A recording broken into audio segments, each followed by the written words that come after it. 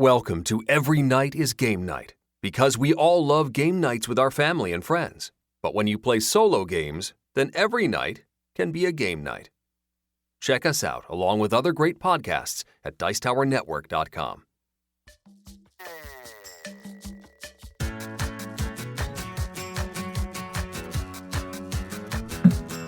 Yo, my peoples, what's up? Welcome to Every Night is Game Night, the podcast that helps you get your head in the game.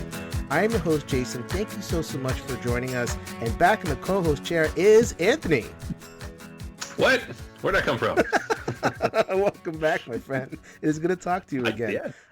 Coming at you live from Pittsburgh, PA is Anthony, and we have called upon another guest, another Pittsburgh native. I am finally outnumbered here. Brooklynite out here outnumbered by the Pittsburgh guys.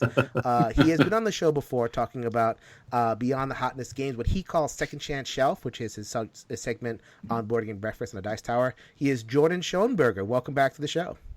Thank you. This is an interesting time, and I'm glad I'm here with you guys. Glad we're here doing something with the evening that is not just playing more Candy Crush or doing whatever quarantine things that we are doing. Lying prone on the couch, trying not to fall asleep because it feels like a waste of time.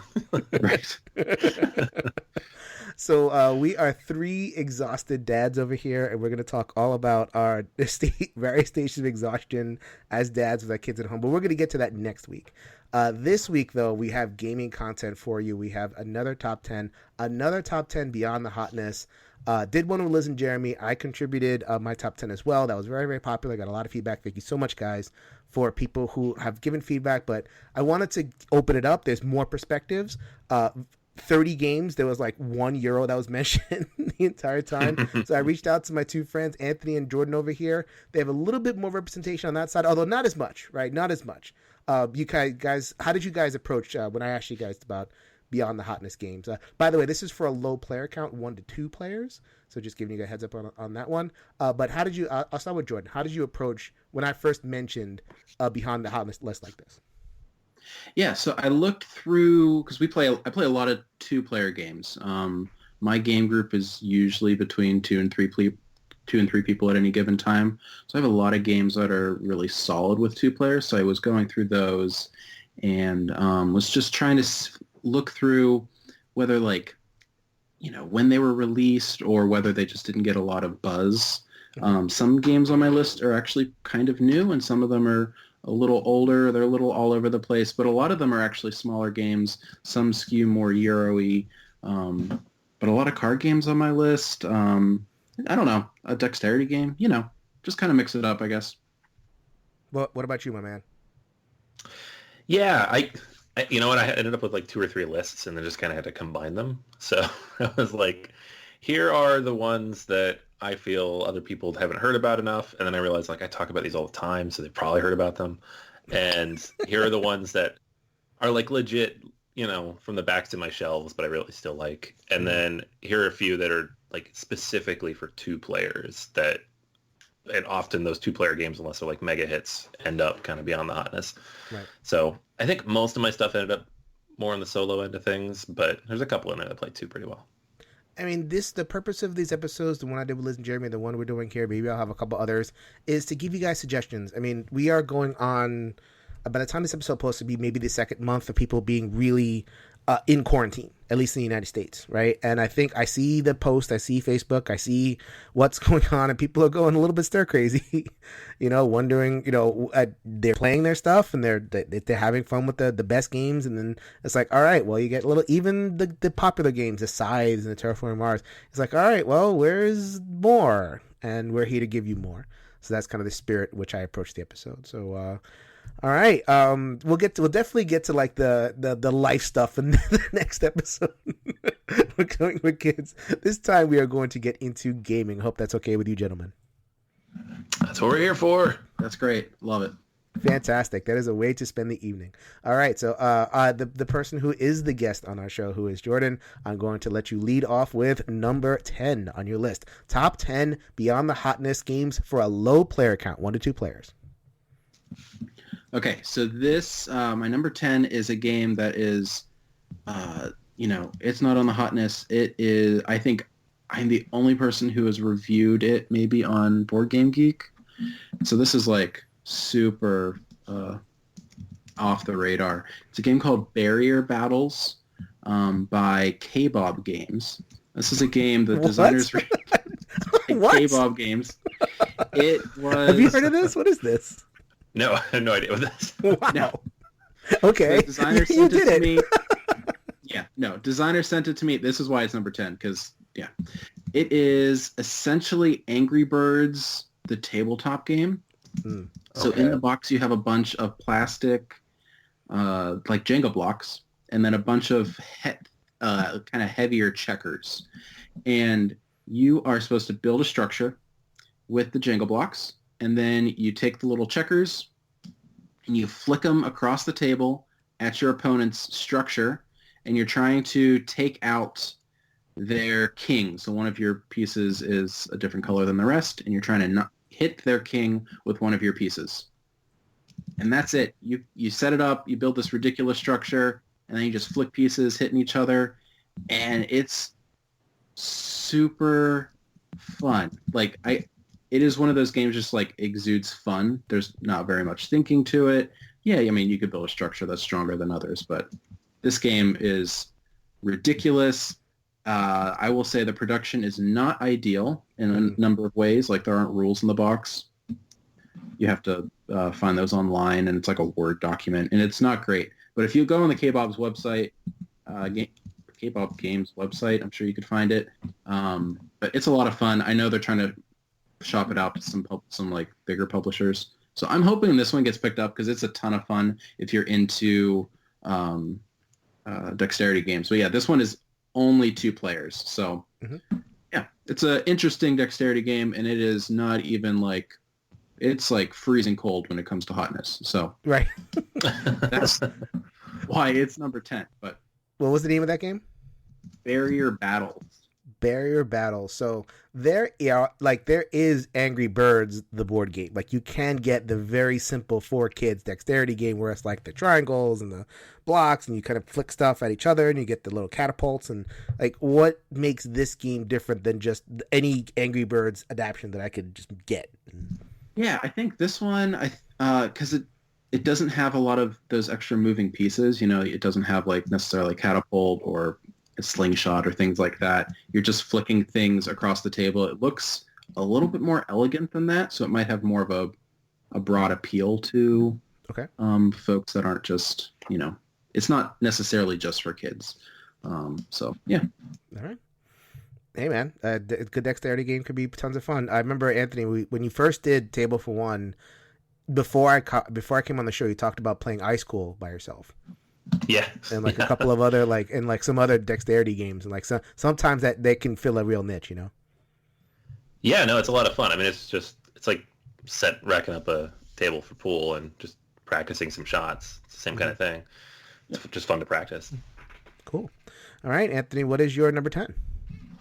All right. So I know this one made it into the top 200 solos this year. It was actually pretty cool to see because this is one of those ones I like just kind of picked up at my local store because it's by a local designer here in Pittsburgh. And that's Mr. Cabbage Head's Garden.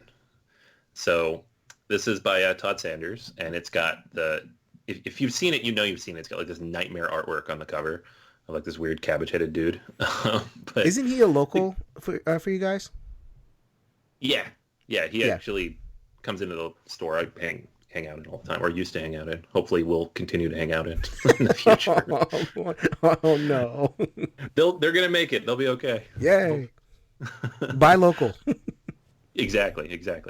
So, I mean, this is like it's a 1 to 2 player little puzzle of a game where you're kind of laying out a tableau of different crazy looking like 1920s style seed catalog artwork where he's turned all these different, you know, carrots and peppers and onions into people who live in Mr. Cabbage Head's neighborhood.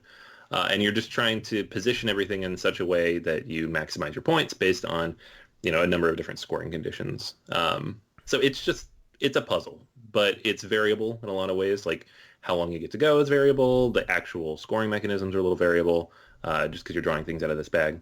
And it's a small, you know, quick box. It's surprisingly, I was thrown off by it because I've played a few of Todd's other games in their solo variants, and they're fine. But this one really captured me. I really like it a lot. You played it? You nodded when you mentioned it, Jordan. No, I've seen it, and I really want to actually try it out. I've met Todd at Games Unlimited a couple times, so I'm familiar with his designs, but I've never had a chance to get this one, but it's definitely on my radar. His games tend to be a little bit too wonky for me. Like, there's a smoothness that, and I think he wants that. I think he wants it that way. Like, that it's not like an Onirim where it's just like, okay, flick, flick, flick, turn. Like, you have to kind of sit there and puzzle out numbers and combinations a little bit more in his designs, and not quite what I always want. But, I mean, that one just seems, if you're going to play one of them, if you're going to play one of his many, many games, I think that Mr. Habit Has Gardening Game could probably high up on that list. All right, so we're going back and forth. Like I said, I gave my list last time. I might chime in at the end. I want to see. I have a couple of games that I'm thinking of, and I want to see if these guys mention them. One of them definitely not, but one that I really enjoy, and I'll chime in at the end. But I'll let these guys have the spotlight. So we're gonna go with back to Jordan and his number 9. All right, so number 9, I have Acrotiri. This is a pretty Euro-y game. It is designed for 2 players, but I think they have recently released a variant or an edition that you could play up to 4 in it. It's by Z-Man Games. Jay Cormier and Senfu Lim are the designers, but this is a tile-laying game. You're putting out tiles that are creating some sort of seascape, so they're going to be kind of ocean tiles that have little sections of island on them. And then there's also these sea paths on it. You're going to be building this landscape, and the islands are going to have different resources that populate them. And you're essentially going from island to island and picking up those resources, taking them somewhere. And then you're building these temples or buildings based off of these cards that you have. And these cards are going to have different colors in the different cardinal directions, so north, south, east, and west, based off of where you're sitting. And I think that's the most interesting part of the game. So the orientation and perspective you have is different than the orientation and perspective your opponent has. So if I'm trying to build a temple, if this island has a green symbol to east and a black symbol to the west, it's actually the opposite for you. So you would not be able to complete that card based off of your perspective. And I think that's a really interesting just design space that they were exploring. And I really like Acrotiri. I haven't been able to play it recently. I don't own it. But it's been on my wish list forever. I really do like it. How do you spell that? Acrotiri. It's Akrotri. Or IRI, something along those lines. Jordan, you're killing me. I've never. I know. I haven't played this one, but I did see it come in. I saw it, it got reprinted pretty recently, right? I think maybe last year, the year before. Yeah, it's I think originally from 13 or 14. Okay. Yeah.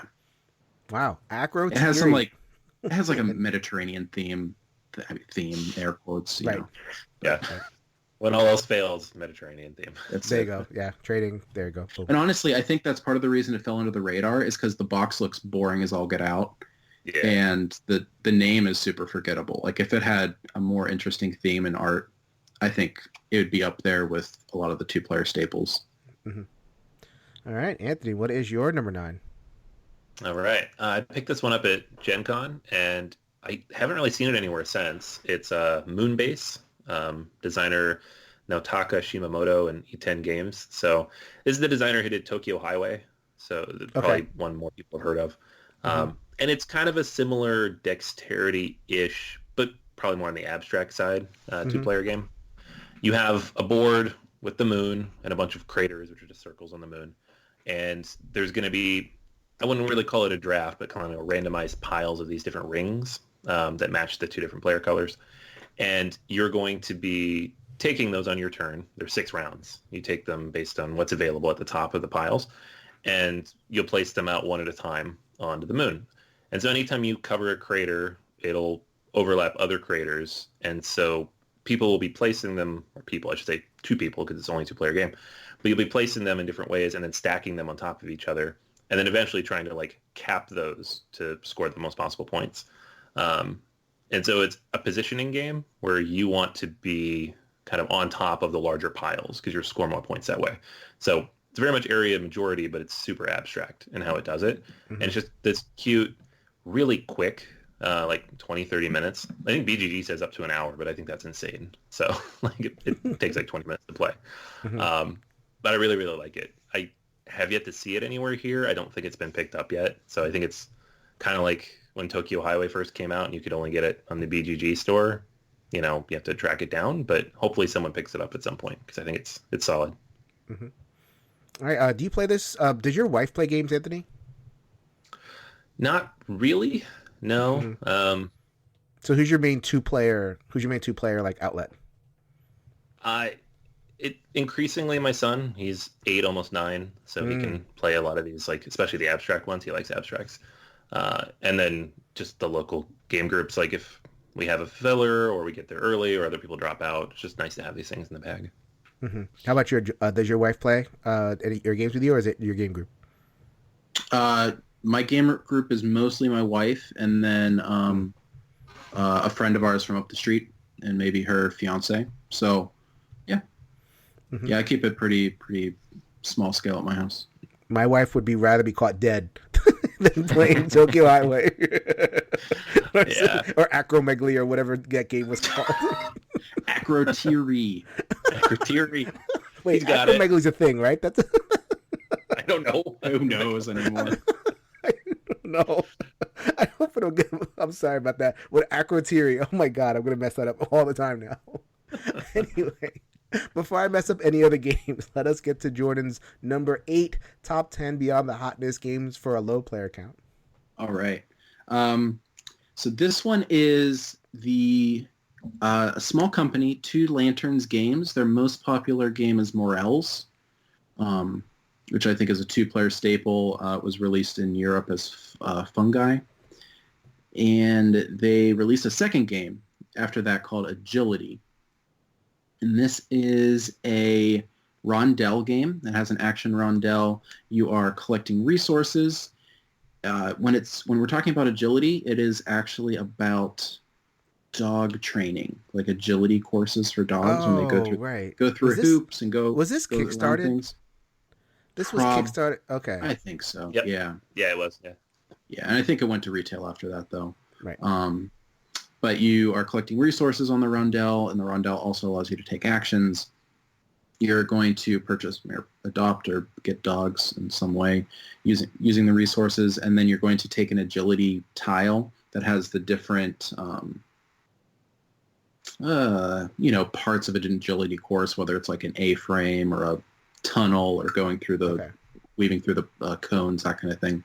And then you use resources to edge your dog through those different elements of the course, and the game ends after you've accomplished so many courses. So it's a interesting resource management, has a rondel for actions, and it has a really interesting theme. I think it also falls to the artwork looked really dated when it came out. Like it came out with pretty dated artwork.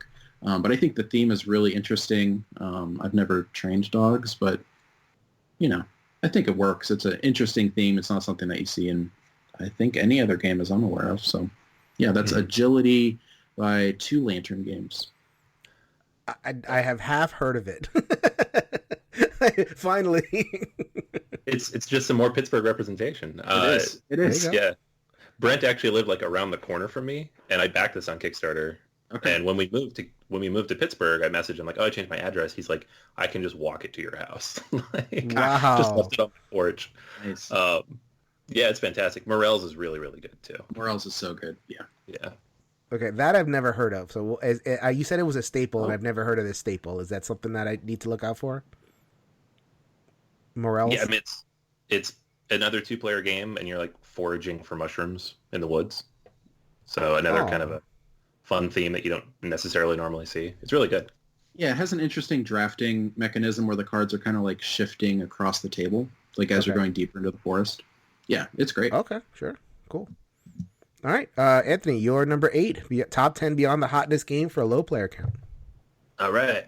This one is Loon Architects. It's designed by Dan Cunningham, and it was a little controversial at the time because it very heavily borrows from Glenmore in terms of mechanics. Mm-hmm. But at the time, Glenmore had been out of print for 8 years or something like that, and it does enough different things that I think it's interesting. You have basically a rondel people move their meeples around and take tiles from, and whoever's in the back goes first. So if you're 2 spaces back, you can go 2 in a row if you want to take 2 tiles. But you are penalized if you have like the biggest tableau in front of you at the end, so you don't want to just keep doing that. Eventually you want to jump forward and get more powerful stuff. And what you're doing is you're building out this tableau of hexes. Glenmore originally and in the new edition, Chronicles, is squares, but this is hexes. And some of them will produce goods, some of them will consume goods for points, some of them will upgrade certain things. You will have different pieces that you kind of move around on the tableau that will allow you to build next to them. So you can't just build wherever you want. It has to kind of match, where you have pieces available. And it's a relatively quick, it's 45 minutes, hour and a half tops kind of a game. Mm-hmm. And it, in my opinion, plays pretty well at a lower player count. It does have a solo mode where the original Glenmore did not. I think the new one might, if not officially, then through a fan thing. But this was for me at least at the time, the only way to play that because that game was so out of print. And it ended up being, until recently at least, my favorite version of that mechanic. So mm-hmm. I don't know if you could find it anywhere. I don't know if he reprinted it or pushed it out anywhere else. But it's one of those oddball Kickstarters that I backed that I've kept, and it's still on my shelf, not in the closet somewhere.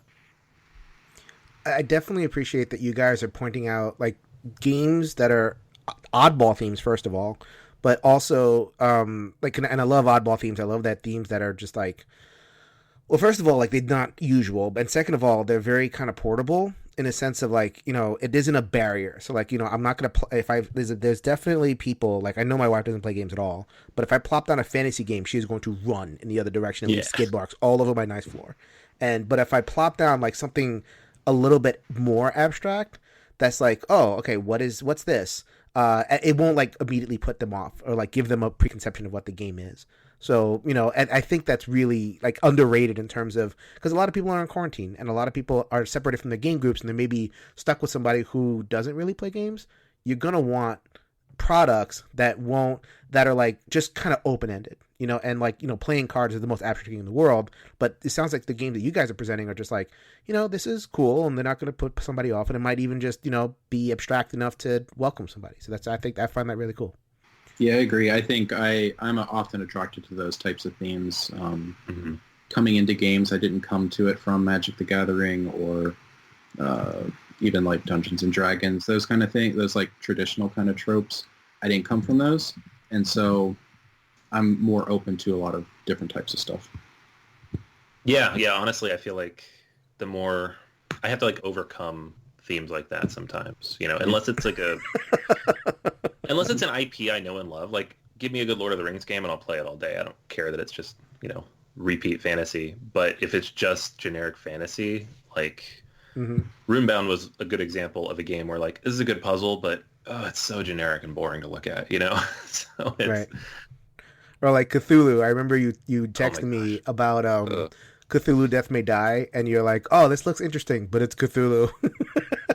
Yeah. That's the thing. Some Cthulhu games have overcome it. It's possible. It's just most of the time it's just Cthulhu. All right.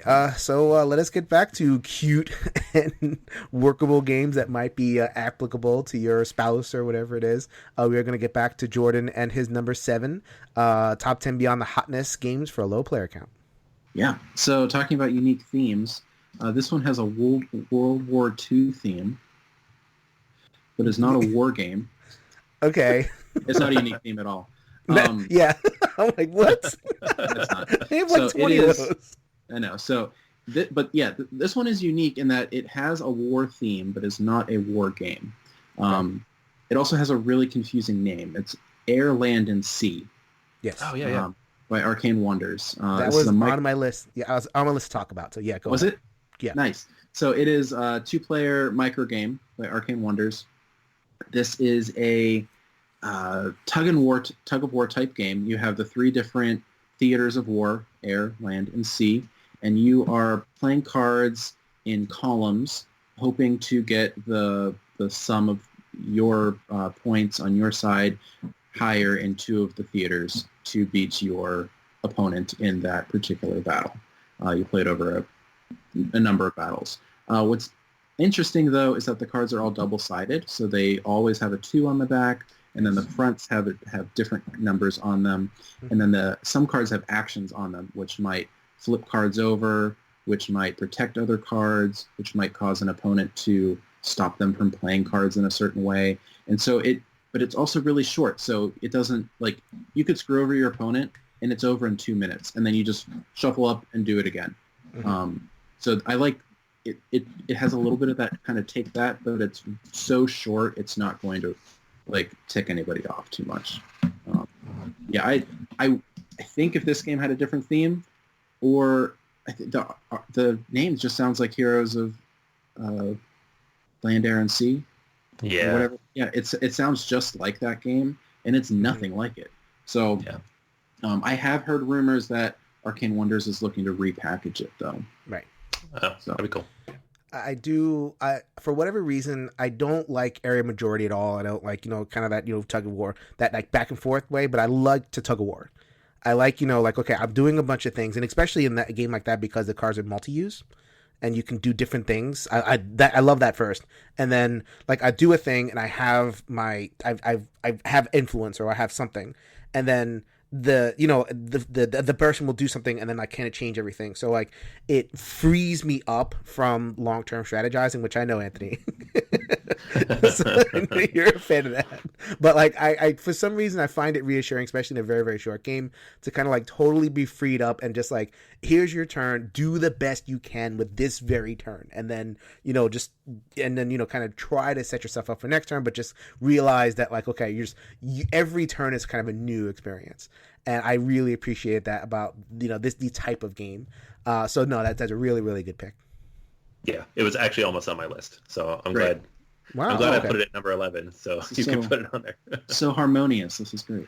Yeah, no, it's really good. It's nothing that has completely like made us destroy each other so far. When Jeremy did, his number 3 for his list was a game that was just impossible. It's like, you got to be kidding me. I feel like Jeremy's always good for, I don't know, pulling something out. But yeah. That's what he does. Trying to get the rise. Yeah, I think it was more of like try to get a rise type thing rather than something serious. So why not? All right. So Anthony, give us a rise. You're the expert in rises. There you go. Number 7, top 10 beyond the Hotness game for a low player count. Okay. This is a really cool 2-player card game that a friend of mine introduced me to, called Claim. It's from White Goblin Games, designed by Scott Alms, and you can get it through Deepwater Games right now, I think. And actually, I think they've been running like crazy sales basically since we all got locked down. So if you're interested, I think it's relatively cheap on their site. But the idea of the game is it's like a 2-round trick-taking game, where the first half of the game you are just trying to recruit these different characters from these different factions to your hand, and then the second half you're actually playing them out to try to take control. I mean, the theme here is whatever. The king is dead, he has no heirs, you're one of there's these different factions fighting to see who'll be the king. Right? But it's cool. It's got some quirky little artwork. You've got your basic fantasy tropes, which I know we talked about, but I think it's kind of cute in this way, like your zombies and your knights and everything. And they all have their own special faction powers, like how they score and also what they do when you throw them out. It's quick. It's relatively easy to pick up and learn. It's not, some of these like 2 or 3 player trick-taking games can just like burn your brain inside out, and I just can't with that. So, but this one I feel like you could teach somebody in like 5 minutes. It's very much like a Fox in the Forest, where you're just like, here's the cards, here's the rules, let's just go. A little more complicated than that, but not but shorter though, shorter than Fox in the Forest. It's like 20 minutes, yeah. There is a Claim 2, just integrates some more factions, does some more cool things with it. I think you can kind of mix the two as well if you're interested. So I've kind of rediscovered trick-taking games here in the last year, thanks to the people I play with, and this is one of the 2-player ones that really caught my eye. Cool. All right, so that was Claim, and that was our number 7s. We are going to move on, get back to Jordan with his number 6. Great.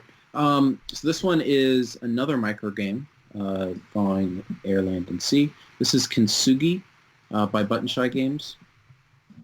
This is one of their games. I actually don't know if it has solo rules. A lot of Button Shy games do have solo variants or solo expansions to them. I don't know if this one does, actually. Okay. But it plays out of the, I was going to say out of the box, but out of the wallet.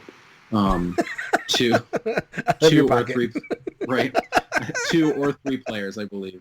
They could fit them all in a shoebox. Like you could fit all 35 of their games into one shoebox. So there you go. Be great. Yeah, it's true. But Kintsugi is based off of a Japanese art form. So they take old pots that are cracked and they fill it with gold foil or something like that. And so all the cards are going to have 3 different colors on them and kind of different random kind of lines across, and it's going to be, some are triangles, some are squares, that kind of thing. And you're essentially placing a card on top of other cards. So it's a tile placement game, but you're not placing them next to each other. You're placing them on top of each other so that you cover an entire color of the card below you. And so what you're trying to do is you have a secret color, and you're trying to get the largest area of your color of whenever you put the cards on top of each other, because then it combines different areas. Really quick. It's only got like the 18 cards, the whole Button Shy thing. But this one was surprising. It's not my favorite of the Button Shy games, but it's not one that a lot of people pay attention to. So That's Kintsugi. I know a lot of their games. I'd never heard of that one. So you me neither. Another one up on me on that one. Yeah, I had only checked it out from them because there's a Death Cab for Cutie album called Kintsugi, and I was like, yeah, wow. Hey, I was thinking it sounded familiar, but I'm like, I've never played this. Yeah. I don't know what you're talking about. So yeah. that's literally the only reason I checked it out. That's funny. All right, so that is Kintsugi. We are at number 6. Anthony, go for it. All right. So I almost put Lewis and Clark on here because it's one of those like early Euros that really got me. But I haven't played that much recently. And honestly, the one that's kind of more beyond the hotness, and I think I like it better, is Discoveries, the Journals of Lewis and Clark. That's the dice one, right? Yes. Yeah. So this is a dice and card game where you are basically like creating a little tableau of cards where you go along this different journey, and you have to have the icons on your dice through not just rolling them, but like all these various effects that you can trigger from the abilities that you pick up and put on your player board to traverse these different the different parts of the journey that you're going on. So it's a very clever take on it. It still maintains all the theme, has the beautiful artwork of Vincent Dutoit.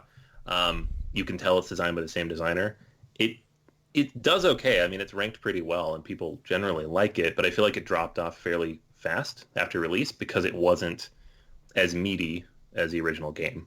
Because of course not, it's a dice game, right?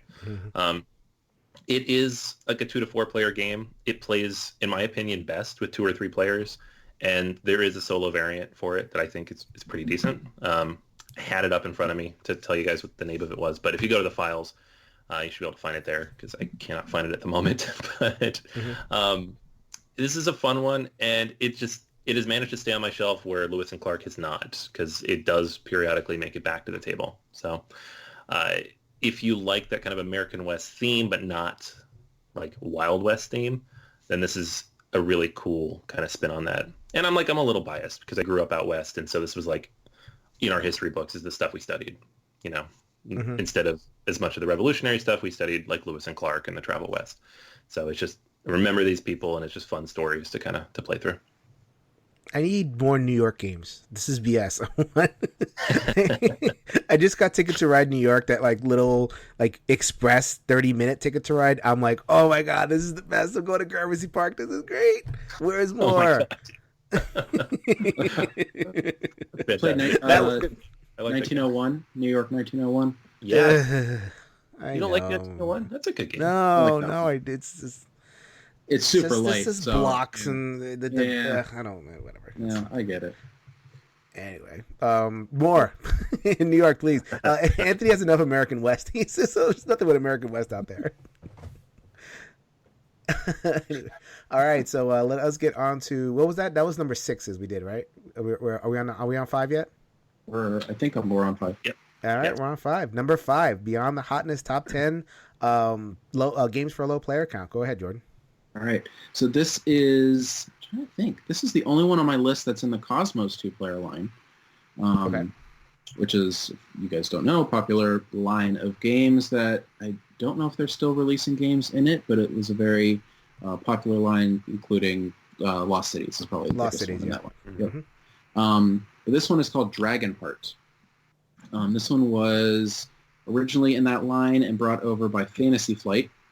And it is a card game in which you are placing cards of different, so we're talking about generic fantasy. This is a generic fantasy game where you're playing archers or elves or dragons or, I don't know, gnomes or whatever fantasy things are on a board. And each section on the board is either going to have arrows pointing to another section of the board or a certain number of slots. So let's say, for instance, I play an archer card and it has an arrow pointing up to the dragon. I then take all of the cards in the dragon section and add them to my point pile. And I receive the points printed on all of those cards. Or if I put 3 dwarves down, then that completes the dwarves and I actually get to take all the dwarves. Or, the horseman allows me to take the different dragon or different things like that. So wherever you place the cards, it's going to allow you to take other cards on the board. So there's a lot of jockeying back and forth about, I want to put this card here, but I don't know if it's going to last by my next turn because my opponent could then claim that card. It also has player-controlled timing within the game, which I think is really awesome in games where the players can decide kind of how long things are. Lost Cities can do that where you're like delaying when the game is going to end, depending on, delaying when you're drawing the cards from the deck. There might be another game on my list that does this as well. But I really like when the players have control. It's not like after 2 rounds this happens or after so many turns the game ends. The players have some control over when the game's going to end. So, yeah, that's Dragonheart by Fantasy Flight. All right. I'm not like I know Lost Cities and I know Cosmos has 2-player games. Not really aware of like a lot of the other stuff, but I know it's like a line. I know there's a whole bunch of the lines. So thanks for sharing another one. All right, number 5, Anthony. All right, this is one I bring up every now and then when I get a chance. That once again, I feel like it ranks well, but just didn't get the attention that I feel like it deserves. And that's Shakespeare, designed by Hervé Rigal. And it's got a few different mechanics going on, but basically you are trying to put on the plays of Shakespeare as best as you can. So you'll build up a hand of cards that are effectively workers that you'll have to pay all of them at the end of the game. So you have to make sure you don't go too heavily into the more powerful workers who can do better stuff. And you needed some balance. So you have people who can build things and craft things. You have actors, and you have all these different ways to kind of put on the show, right? You will be simultaneously getting the different, building the crafts for the stage, which kind of goes on your personal player board. You'll be getting the different clothing that you put onto the player cards in your tableau that will score you points. You will be activating these different abilities on your personal board as well as the cards that you play out. And the goal is to kind of, as efficiently as possible, manage all 3 of these different areas. But the really cool part of the game that I really like, and that I feel like it does a good job, even at a lower player count because of how it tweaks the rules, is the auction and bidding. So in the base game, you bid how many actions you're going to take in the round. And the fewer you bid, the earlier you go in the player order. So with a full 4 players, that's pretty cool. You kind of manages things. When you pull in, if you're doing a lower player count, it's the same, but it becomes much more cutthroat. You have to try to outthink each other. The solo version of the game kind of guides you on how many actions you're going to have available. So it just becomes this very, very quick exercise and try to put on the best possible show, like 20 minutes. You can also kind of amplify that with the backstage expansion, which is just a deck of cards, but it gives you actions to do with the action markers that you do not bid with. So in a multiplayer game, it just makes the game much longer because you're using all of your stuff. In a 1 or 2 player game, it just kind of fills it out a little bit, which I think is probably my favorite way to play it. It's like 1, 2, maybe 3 players with the backstage expansion. Fantastic artwork, just a cool theme that you don't generally see. Even if there was a theme based on a specific play, this is about putting on the plays, which I think is just really fun. Yeah, like it doesn't have to be Shakespeare. It could be any play, you know? And it's just like the being the stagehand or being the, you know, the person that is like, okay, guiding stagehands and making sure. And then like once like we're ready to, like once the action hits, that's when you're done. And, you know, the game doesn't like actually play, you know, you don't have to actually like, you know, act or like, present acting or anything like that. It's I like the idea of building that. You know that like all the little things like the seamstress and the, you know, the things they don't even think about, you know, that go into a production like that. If you know production, if you've ever been behind the camera of anything, of a play, of a commercial, of anything, like you just know that all these moving parts are happening back there, and it's just really cool to see that gamified version of that with really cool art. You're telling me, because I just traded for it because I wouldn't really want to play it, so I traded for it, but it didn't get backstage. You're telling me that I need to get backstage. I think it's good without it. I think it's really good with it. So you're telling me I need to get backstage? That's what you're telling me. Yeah, it's a $10 deck of cards, and I don't even think it's out of print at the moment. So it's not $10. That's why I'm afraid to pull the trigger. Is it? Okay, maybe it is out of print. It wasn't for the longest time. Right.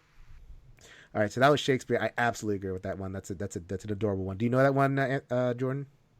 No. I have some friends that talk about it all the time, but I've never played it.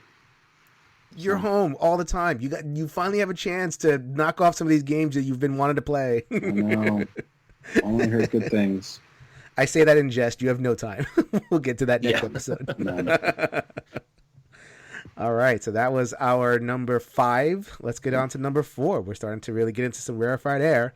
Top 10 Beyond the Hotness for a low player count. Jordan's number 4. All right, so this one I talked about earlier about who I play games mostly with. I play a lot with my wife, and this was one of my wife's favorite games, and I often joke about how I don't like it, but I really do like it. I just don't like it as much as she does. But it is Mondo by Z-Man Games. And this is it's a real-time game, which I generally don't like. But you have a timer. You have a board that is kind of has a grid on it in a circle as an earth, and you are quickly trying to take these landscape tiles and fill your earth with water, sand, jungle, grass. And they're going to have different animals on them as well. You score points based off of the number of animals you have. You don't want volcanoes, so you lose points if you have volcanoes. And then there's also these, you know, special objective cards that if you get 3 elephants in one landmass, you get bonus points, that kind of thing. You can always adjust the time for if you want a harder game or an easier game.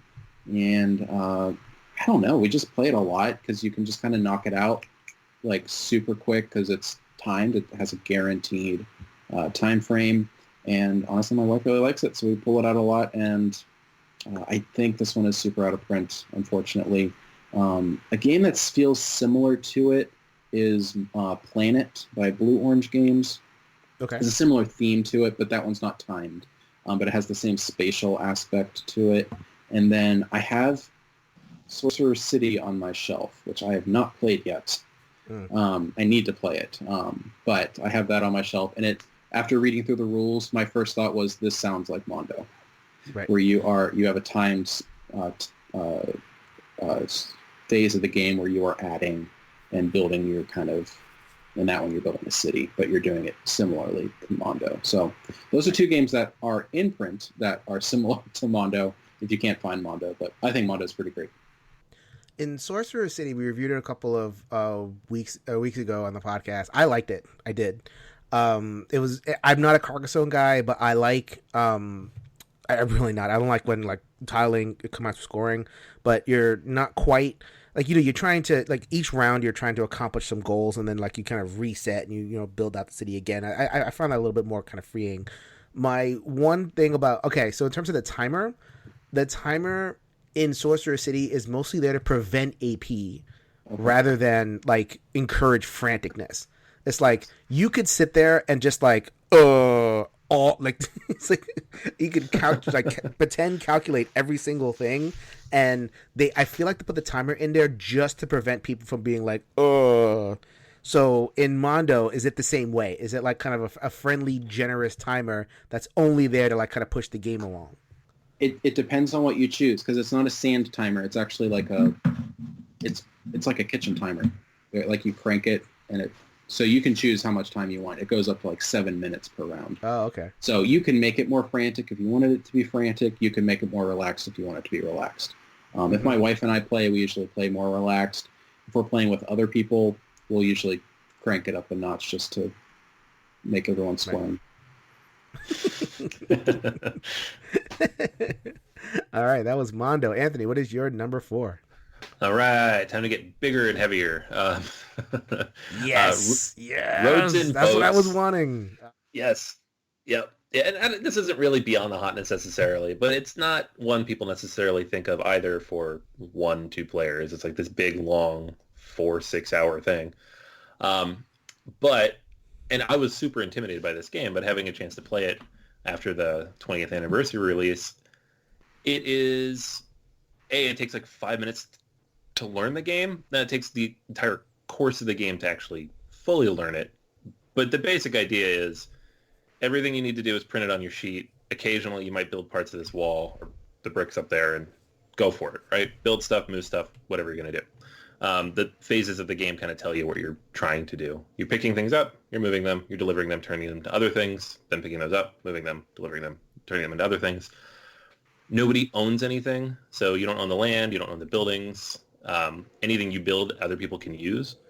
And in a 2-player game, especially you shorten the map up a little bit, it just gets super cutthroat. It's like, which is a splatter game in a nutshell. Like those games just kind of the direction they end up going. Like they're designed to put people at each other's throats, but it's still give you enough space to think and build a strategy and try to work around what the other person's doing. Right. The game by default, like originally, it didn't necessarily come with like solo rules, but over the years, people have just developed kind of this system to turn it into a puzzle, and you can just throw the pieces out there and try to maximize what you're able to accomplish within the confines of the space given to you, which I find very fun because you don't have other people kind of encroaching on your space, and you're just trying to maximize what is possible with this huge sandbox of stuff, like just overwhelming sandbox of stuff. So it's hard to describe beyond that because you kind of just have to get in there and fiddle with things. It is a pick up and deliver game. It's one of the earlier splatter games, so it's a little rough around the edges in some ways, but at the end of the day, it just works somehow. Right. I haven't really dug into the expansion much, but I haven't really needed to. There's just a lot there in the base. Okay, there's no way. There's no way. No, God, no, this is definitely not for you, man. Oh God, no. I mean, what I appreciate about splatter games, and I have played, 1 or 2. I didn't enjoy them, but I'd appreciate it is, they're mean and cutthroat, but like I think they reward if you play well. The worst games are where if you play well and you get screwed anyway. Yeah. So like you can be awesome at it, but then it's like boom, boom, boom. Some person who barely knows what he's doing is like takes half your stuff. Like I feel like, and I'm thinking of like a game like Fuji American in particular, which is the one I'm experienced with, and there's a couple others. Like if you know what you're doing, you can kind of set up defenses or set up alternate strategies. Like you know where the attacks are coming from. You kind of like do something else with it. So it's like I don't count that as like the bad cutthroat. The bad cutthroat is like, okay, I'm doing all this awesome stuff, and then you should like wipe it away with a card. Or that kind of thing. They design it like it's a Euro, but then they design it in a way where you can always interfere with what other people are trying to do. So like often at the end of a game, if you lose, you're mad at the other person, but you're usually more mad at yourself. It is my experience with splatter games. It's not you stopped me from doing what I want to do. It's like you did block that, but also I messed this up and Right. It's what makes me want to play more. Are you a splatter guy, Jordan? No, I think generally they're just too long for what I can get played. So that's fair. Yeah. All right. So we are going back to number 3. Top 10 games for low player count. Go ahead, Jordan. All right. So this is a new game. This one just came out at the very, very end of 2019. But I have seen it actually get some buzz recently because I think it might just now be getting into stores more widely, and that's Mandala by Lookout. So this is a card game and has kind of that tug of war component to it where you are playing these colored cards and has, it's mostly kind of an abstract card game, if you will. The cards have different colored patterns on them. And there is a shared space in the middle of the board, and then each side, each player has their own side that they're playing cards to. And there's 2 different sections. So if I put a red card on one side of the board, that's the only place it can be on the right side, and then I could play a red card on the left side of the board. The colors can only exist in one section of each side of the board, if that makes sense.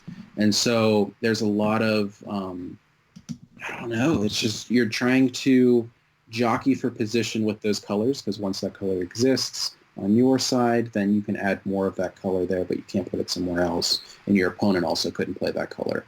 And then also the interesting part of it is that as you're going through the game, you're going to be collecting the cards to put in your score piles. And the score piles, the cards that you receive at the beginning of the game are worth less than the cards you receive toward the end of the game. So there's also, just deciding if you want to take some new colored cards that are going to be worth more later in the game, or if you want to just keep piling up the cards that you already know you're going to score, even though they're worth less. So, and it also has that, player timed scoring because the game ends once somebody has scored all 6 colors of the game. And so you could delay that and just kind of keep playing and scoring cards and just not taking that last color. So I think it's a really cool 2-player game. I like that it's getting some more buzz right now. One of the interesting choices they made with the components is the board is actually made of cloth. And it's really nicely illustrated, which is really cool also. I ironed mine because that's the kind of guy I am. How many people can iron their game components? That's this guy. This guy. So I really like Mandala. I think it feels really timeless and special. So if people haven't heard of Mandala, I would definitely check it out. Why don't more people add cloth mats? Like you see neoprene and you see, like little folding cardboard things. Maybe as your why do you think that more companies don't use cloth? Because I understand durability, but like you can really get some beautiful illustrations on that, and you can kind of make it pop. So, or what do you Anthony? What do you think? Like, why doesn't that happen more often? I don't know. I think you end up with similar situations where you have to iron it. Like we played a Tokyo Metro, like maybe a week or 2 before all this stuff trapped us in our house, and we like the number of times things fell over on that thing, and it's kind of a thicker, or like it's folded very tightly inside that small box, but it was pretty frustrating. Okay, fair enough. I think PAX Premier does it right where it's rolled up, so we don't have to worry about that, and it's pretty thick on that one. But you got to think through how to best to do it, because I think sometimes it just creates a bigger headache. Right. Especially if you're standing stuff up on there, yeah. Yeah, for Mandala, I ironed it, and then I tried to like roll it better into the box, so it wouldn't have those creases in it. But the creases were super, super defined. But you are displaying cards on it, so you're not necessarily worried about things falling over. So yeah. Right, so Anthony, what is your number 3 beyond the Hotness top 10 game for low player count? It's an Uwe There game. it is. I was wondering. Yeah, I had to put one on here because they all play solo, right. And I won almost all of them at this point. And he has a large catalog of games, so I imagine you can kind of go deep down that list beyond the Agricola and the Caverna and whatever to find something that's good. Yeah. I mean, I picked something relatively recent because I feel like it was too expensive, so a lot of people overlooked it, and it was like quote unquote a lighter one. But for me, Newsfjord is one of his better, more accessible games because it takes all the stuff you do in like a Caverna or an Agricola, and it like boils it down to the bare basics. You have just the two resources. You have fish, you have wood, and I guess you have money as well. But that's it, and you're going to build a relatively small tableau of these elders that will give you additional abilities. The actual ability actions you can take is fairly limited as well. You're not looking at like this sprawling board of Caverna action options or what you see in like a Feast for Odin or even Agricola. It's fairly defined, and the result of it being so fairly defined is that the game plays very quickly. The first time I played it, when I was being taught with, I think we played with 3 people at PAX, it took us like 90 minutes, which for an Uwe gamer, like, whoa. And then I get it home and I find out like you sit down and play with 2 people in like 45 minutes. And if you want to play it solo, you can knock it out in like 20 minutes. And you can knock out multiple games very quickly because it resets very easily. It just really grew on me. It's not really doing anything revolutionary. It's worker placement. It's an Uwe Rosenberg game. It has all the bones that you're used to.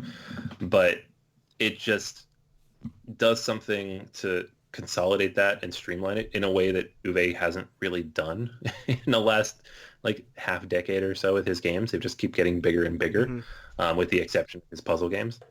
And I really appreciated that. So this is like one of those ones that if I'm going to pull an Uwe off the shelf to do a solo, it'll probably be this one because I can do it quick. It was the game after Feast for Odin, and I think people regard Feast for Odin as Uwe's masterpiece, so to speak. Like, if you're going to play an Uwe game, like, this is the most Uwe of Uwe games, and then to follow it up with something that is pretty light, this is the follow-up, it's almost like following up, your big, speaking of like a play, like if you have a masterpiece play, and then all of a sudden you follow it up with like some slapstick comedy where people are falling over or chairs, something's like, what's going on here?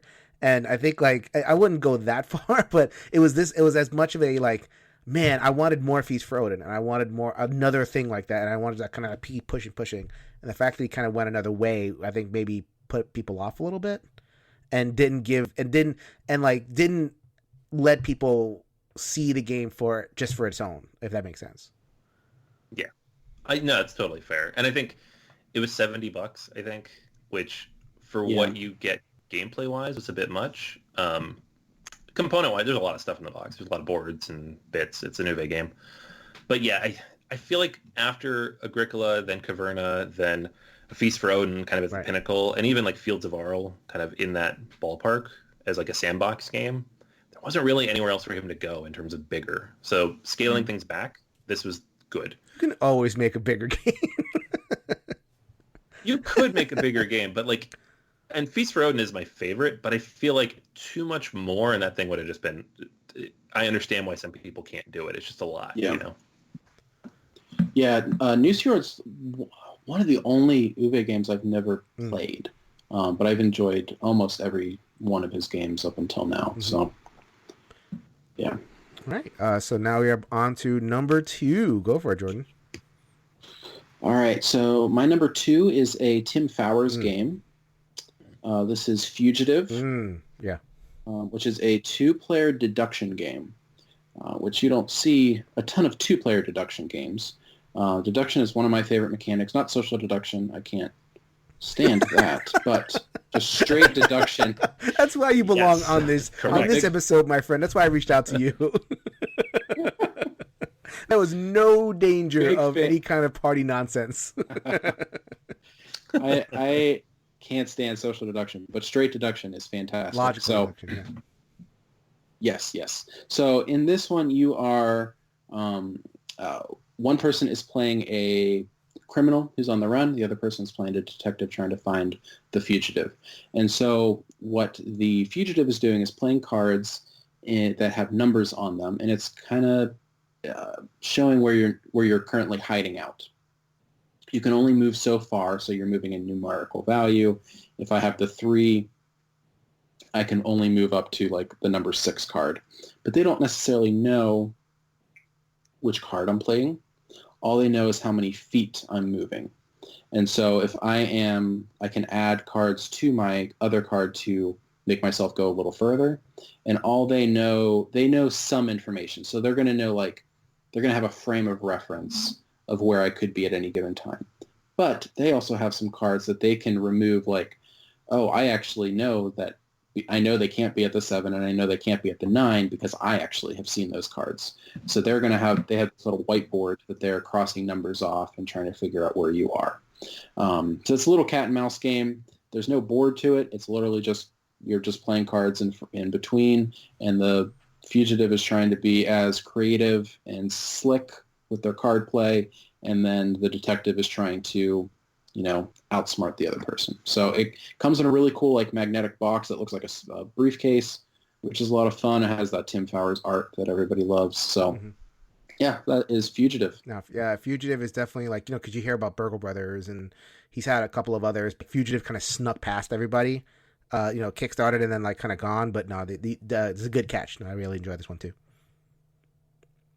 All right, Anthony, your number 2. All right, number 2 for me is Leaving Earth. This is from Joseph Fitula, the Luminaris group. I've talked about this on here a few times, I think, at least once or twice. Yes, possibly even like a Beyond the Hotness back in the day. So. Yeah, I think we did. Like, when we did Beyond the, like, a year and a half ago, I think this made the top of your list. So you don't have to go into too much of it. It's what is it? NASA Astrophysics, the board game. Kind of, yeah. Basically, it's all card driven, and you lay the cards out, and they basically form a tableau of all the different planets, and you are building and testing rockets, and then taking off. And it has kind of a push your luck element, as would happen if you don't test the rocket enough. It could blow up. So you have to kind of balance the risk with what you're doing. But if you test constantly to ensure 100% success every time, you potentially won't have enough actions in the game to do the things you want to do and complete your objectives. So it's a simulation, but it also has a lot of really cool like Euro mechanics built into it. It's hard to find. I know he sometimes sends it into some online stores, but in my experience, the best way to get this is directly through them. And I don't know if they're actually publishing right now, but it also has like 3 expansions now also that go even beyond the initial space race, like into the outer planets, kind of a sci-fi territory. And yeah, I don't know. It's still, to this day, it comes basically in a shoebox of like handmade components, very, very high quality handmade components, but handmade nonetheless. And it's still one of my favorite games. It's in my top 50. So it had to make the list because it's just, you still don't hear enough people talking about it outside like the strict solo community. And it's definitely worthwhile. It is. I finally got a chance to play it, or at least like watch it played, because it was one of those things where it's like, okay, let's all play. And then I'm looking at it and I'm like, I'll watch you guys play. It's really like, I love it. I love the idea of it, and it looks beautiful. Like, you lay it out and it looks like it has this all like kind of it depicts planets and sky and star night sky and all that kind of stuff. It was just so like crunchy and heady and mathy that like I don't know. I don't. It's a lot of math. It is so much math. Like if you don't like just running through the numbers and trying to maximize the efficiency of your actions in a game, if that gives you a headache. Right. Not for me, but I watched it and people had fun, and I like watching people have fun. How about you, Jordan? Is that So it's funny, like, so I've literally never heard of this game until this week, and I was watching one of the Dice Tower chats that they're doing each night, and what's his name, Hunter Thomason, from the Family Showdown, he mentioned it. And then you're mentioning it now. This is literally the only time I've ever heard of this game was twice in this past week. So that's funny. I think that's how I stumbled across it too, though. It was like somebody just randomly mentioned it in a thread, and then I was like, oh, I should look that up, as I often do if I haven't heard of a game. And I was like, oh my gosh, it's for me. This game is made for me. That was Leaving Earth. So let us get on to number 1, top 10 Beyond the Hotness. Game for low player count. No, Jordan, you are up. All right. So this is a game that I covered on Board Game Breakfast with my Second Chance Shelf segment. This is a game that I have been championing for a couple years now. I know my local game store, when it came out, they really were pushing it as well, and that is Trombone by Lookout Games. I remember some people at the store, we're talking about it being like a better version of Lost Cities. And I don't necessarily see a ton of similarities between the two, other than they are card games where you're playing different colors of cards. But so in it, you have multi-use cards. So cards can all be used as money. So the backs of the cards are money. And then the fronts of the cards can be used as either tram stations or as passengers. And the idea is that you are in Germany establishing the tram system, and you are establishing stops along the different railways and getting passengers to take your trips. And so there is some portions of the game that are played between the players, and that is when you are collecting the passengers. You're playing those based off of the color, so a brown row of passengers, a blue row of passengers, and once a certain number of colors of that, essentially, if there's enough passengers standing at the stop, then the tram is going to come and pick them up. So you need to be mindful of that, because once that line of passengers is taken, say like all the blue passengers are ready to get picked up, then both players score their blue trams in front of them. And so depending on how many points you've built up your tramway of that color, and you can have multiple lines of certain colors, you can see how many points you're going to score and how many points your opponent is going to score when you're doing that back and forth playing the passenger cards. And so there's times where you're like, I want to maximize on my yellow line because I know my opponent doesn't have any yellow lines yet. And so they're scoring 0 and you're scoring 25. And so there's a really cool back and forth with that. It has that player-controlled scoring where, you know, you can kind of edge out and be like, no, I don't want yellow to get played yet, so I'm going to keep playing somewhere else. And your opponent is slowly trying to get yellow to get played because that's when they're going to get a bunch of points. It has Clemens Franz artwork, which I am personally a big fan of. He did the artwork for all my personal board game channel stuff. But yeah, that is Trombone by Lookout Games. I don't know if this is for sale. I talked a bunch of people into buying it out on Amazon, and I don't think it's back yet. But I would love for it. It was one of those Mayfair releases, right before they went down, and I don't think the new Asmodee has printed it. So I feel like it might get lost in the ether, but I really not if you have anything to do about it, man. No, I will. I keep repping for it. Keep repping. Soapbox Trombone as much as I can. Fantastic. That's awesome.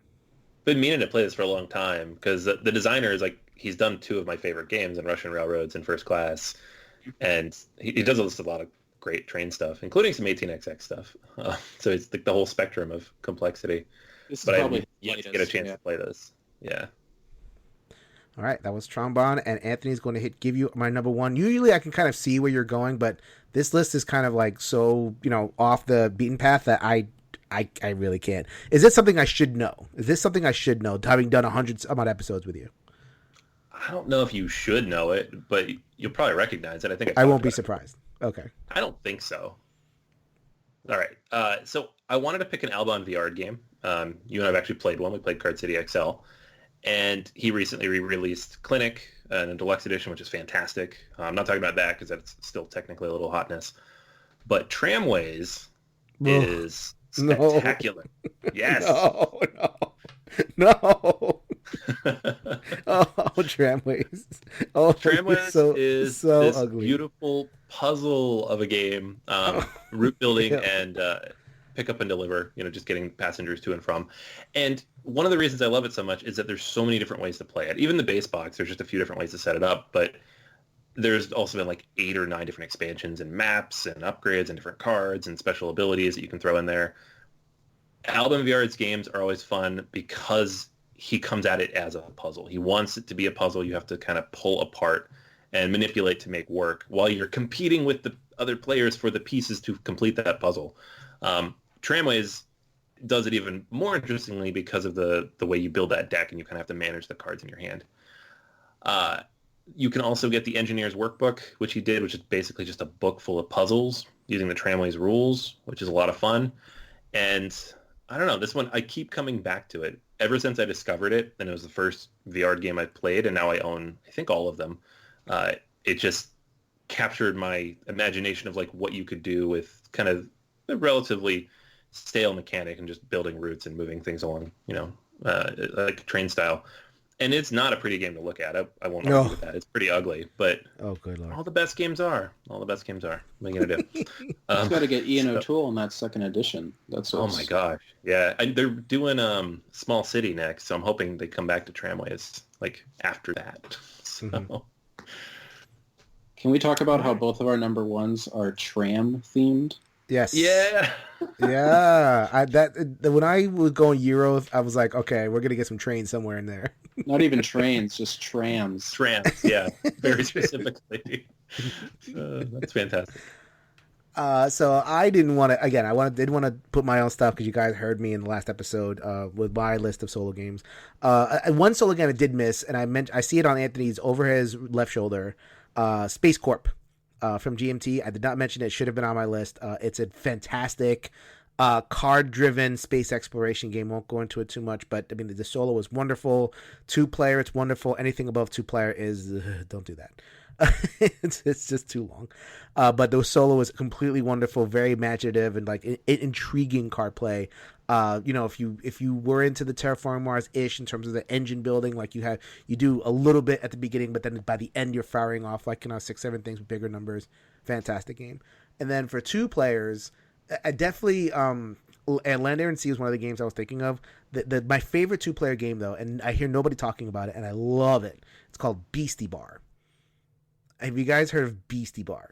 I have heard of it. It does sound pretty good. Yeah. It's a Jacques Verlag game. It is so good. It's about animals that are trying to get into a nightclub, and they're lining up, and then each animal does something different in the line. So like you might have the snake that just kind of like, messes people up. You might have the monkeys, which if you get more of them, they kind of like rush into the every single card has a different rule.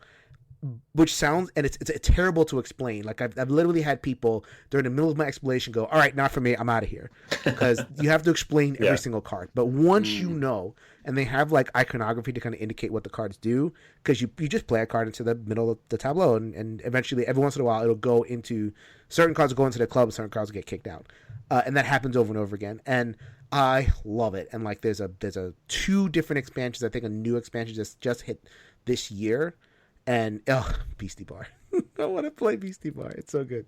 It just adds new animals with powers, right? Each one. New animals, new powers, and and the art is kind of disturbing. You see some body parts you might not want to see on some animals, so okay then. Not great, but it's fantastic. But that was definitely, you guys did not cross over in the slightest, almost. But that is something I was definitely looking forward to. Thank you guys so much for some excellent suggestions. I think we're going to get into a decent kind of live conversation on the other side of this, but thank you guys so much for some game suggestions. Yeah, no problem. Thanks for having me.